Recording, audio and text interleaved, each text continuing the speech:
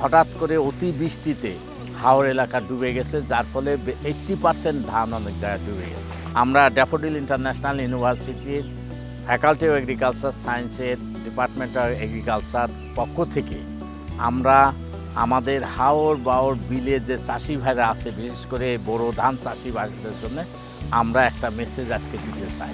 হাওর বাওর বিলের চাষিদের জন্য, বিশেষ করে বড় চাষে আর যখন 80% ধান ম্যাচুর হবে তখনই কেটে ফেলতে হবে, না হলে 100% রিস্ক থেকে যাবে, লস হয়। এই সিস্টারে যে নিচে এখনও 20% ধান পাকে নাই, বাকি 80% ধান পেকে গেছে।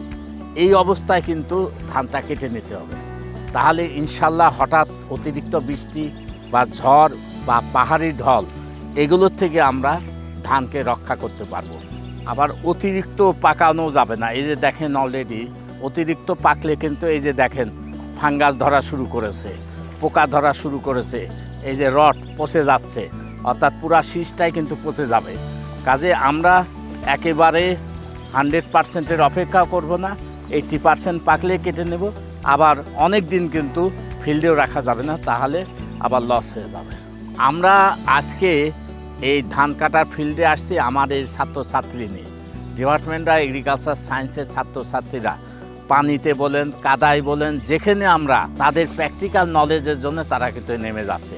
প্রত্যেকটা ছাত্রছাত্রী দেখেন আপনারা, তারা এই পানির ভিতরে নেমে তারা ধান কাটায় অংশগ্রহণ করেছে।